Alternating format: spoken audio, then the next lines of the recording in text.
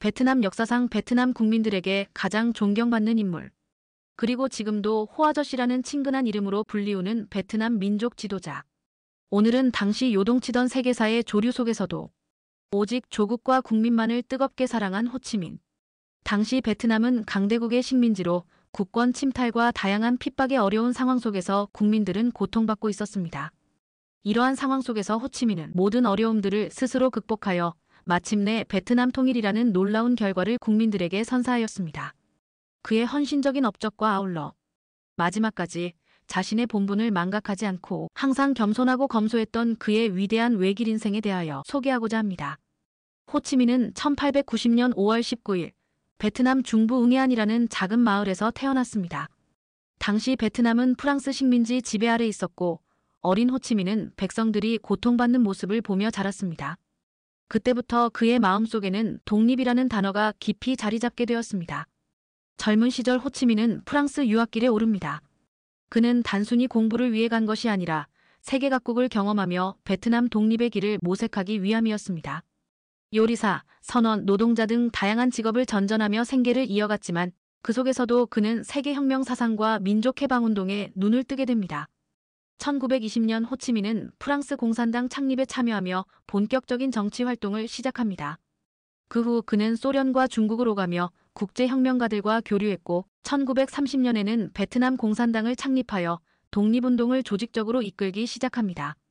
2차 세계대전 중 일본군이 프랑스를 몰아내고 베트남을 점령하자 호치민은 기회를 잡습니다.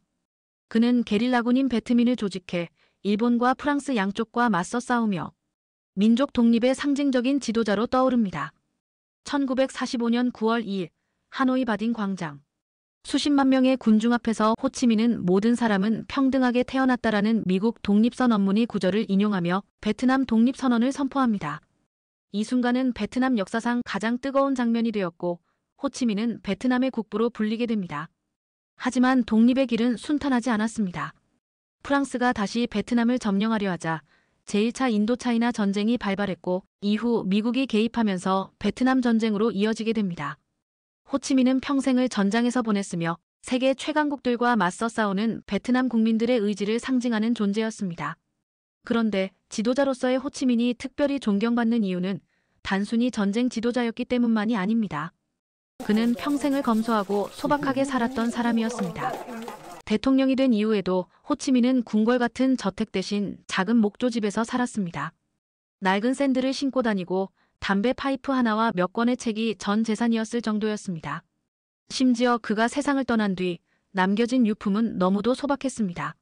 낡은 고무 샌들, 담배 파이프, 오래된 시계와 몇 벌의 낡은 옷. 이것이 한 나라의 대통령이자 혁명 지도자가 세상에 남긴 전부였습니다. 많은 베트남 사람들은 이 사실을 알고 눈물을 흘렸고 호치민을 더욱 깊이 존경하게 되었습니다. 호치민은 1969년 9월 2일 독립선언 24주년이 되는 날 세상을 떠났습니다. 그는 생전에 죽으면 화장해달라는 유언을 남겼지만 베트남 국민들은 그의 뜻을 따르지 못했습니다. 그만큼 그를 잃는 슬픔이 컸기 때문입니다. 지금도 하노이에 있는 호치민 묘소에는 수많은 사람들이 찾아와 그를 기리고 있습니다. 호치민은 단순한 정치 지도자가 아니라 한민족의 아버지이자 끝까지 국민 곁에 있었던 호 아저씨로 기억됩니다. 그의 생애를 통하여 우리에게 한 가지 귀중한 메시지를 전해줍니다. 진정한 지도자는 권력이나 부가 아니라 국민을 향한 아낌없는 헌신적인 사람과 몸소 실천하는 검소한 삶을 통하여 자연스럽게 존경받게 되는 것이 아닐까요?